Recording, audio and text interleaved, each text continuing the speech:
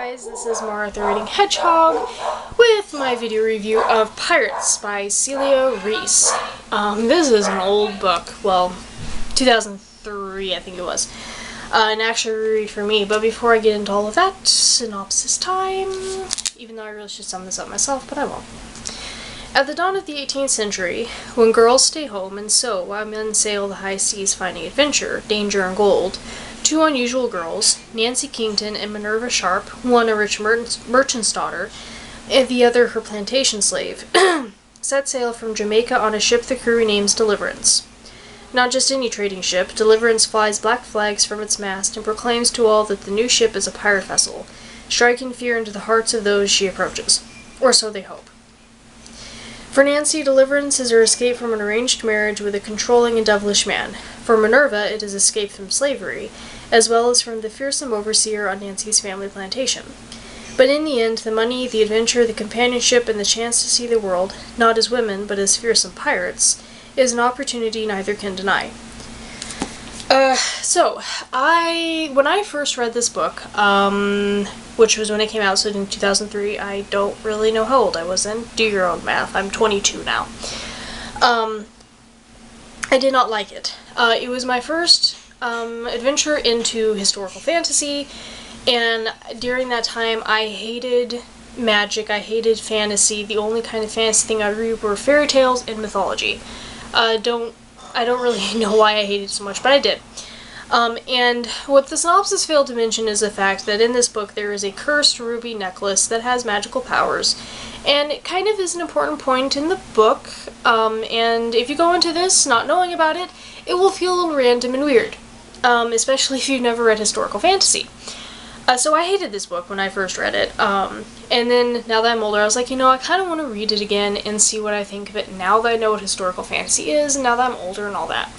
So I found this at Powell's City of Books, I think for $1.50, something like that. It was ridiculously cheap. So I was like, hey, why not? Because that's probably the only way I'm going to reread it, especially since my library doesn't have this book anymore. So I bought it, and I read it because this was my TBR jar pick for 2 months back, actually, and I didn't get around to reading it until this month. And now that I've read it, I actually gave it 3 out of 5 strawberries, I'm pretty sure. Yes, it was 3 out of 5 strawberries. I liked it. It was a lot of fun. The writing style is amazingly good. It's actually a very, very nice writing style. It's first person, past tense. And Nancy Kington is the narrator, and it's written like she is writing these accounts down later in her life, which is how I personally like first person, because it makes sense, so it makes it more credible and believable, and it really works. It lends it a more old style, because that's how writers approached first person back then. Was the protagonist was either writing down these accounts or they were telling them to someone. And in my opinion, that's how first person really should be done.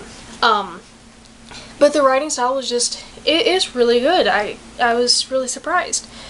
The characters in this are really good too. Nancy and Minerva, neither of them have a attitude with a capital A.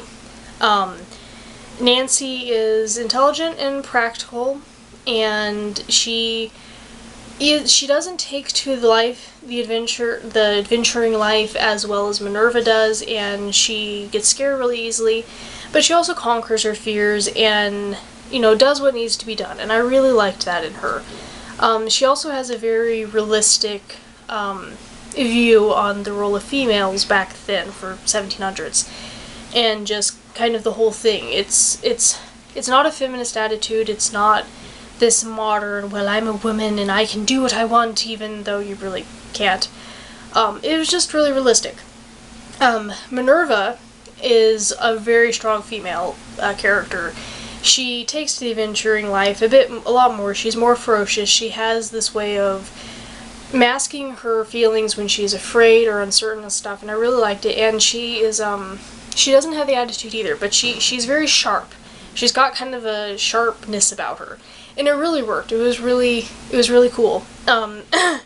Especially seeing like the contrast of when she's a slave to when she becomes free, and just seeing how she comes out of her shell, and it is just really cool. The villain in this, I think you pronounce it Bartholomew. It's spelled like Bartholomew, but there's no W at the end, just an E, so I think it's Bartholomew. He's really creepy. I wish he had been in this a bit more, so we could have just really, gotten to know him more, and just because he was a good villain, and good villains should always get more page time. But for however short for as little as he is in this book, he makes a very lasting impression. As far as believability goes, because I will touch on that, because this is a pirate seafaring story, and I am extremely, extremely stingy when it comes to these kind of stories. As far as the pirates go, I could actually accept them as being believable. There actually are a few records, not many, in fact maybe about 2, but there are actually records of there being a few pirates who actually were very fair and honorable. So I was able to accept that these pirates could have been one of them. Sorry. So I could accept that, and the articles that the pirates sign in this are believable, because okay.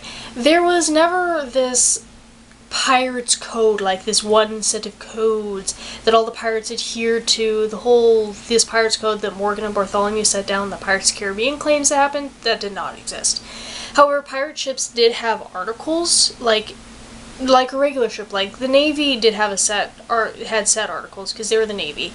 Merchant ships had articles per ship, or the company. Sometimes the company had a set of specific articles.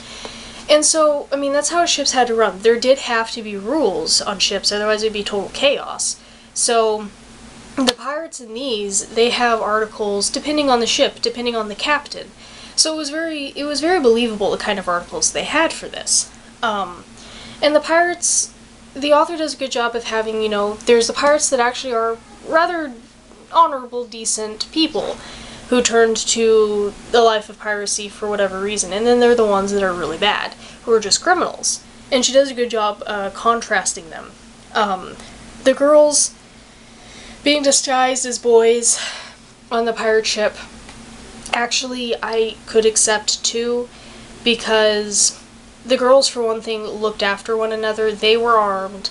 They slept in a corner just by themselves. They did everything that the crew did, but they also kept to themselves, and they did have to protect themselves. So it wasn't just, we're ignoring your gender and all that, superstitions. Some of the pirates do start believing superstitions about them because having women on board was bad luck. There's a few bad apples among the bunch who try to take advantage of them. No details, by the way. It doesn't go anywhere. And there are some pirates that have an issue with the captain bringing them on board for whatever reason. And then there's some that are, since they are kind of decent anyway, they treat them well. But it works. It's believable to an extent. The fantasy aspect, the cursed ruby necklace. Reading this, knowing that it was coming, it didn't strike me as weird and as sudden, because I saw it coming. And knowing that it came, it blended in, because there's a lot of discussion about sailor superstitions in this, and voodoo, and just kind of, the superstitions that existed among the Jamaicans and other places. And so it kind of blended in with all of it, and the author never actually 100% says that the necklace is cursed, or if maybe it's superstition and Nancy getting a little nervous. I tend to think that yes, it is supposed to be cursed because of something that happens at the end, but the author never actually does say. So if you don't want to think that it is cursed, then you can go with that version if you want to. But yeah, this was just a really, really fun book. There kind of are some parts that drag a little bit, but it's such a quick read, surprisingly. You just whip through it. Before you know it, you're done. And it's just, I liked it. Yeah, it was a lot of fun. It was also really fun to see how much one's opinion can change as you get older. But yes, if you have any questions or comments, leave them below. You can read my review Follow the link below, and until next time, I hope you all are having a wonderful summer, and I will see you later. Bye!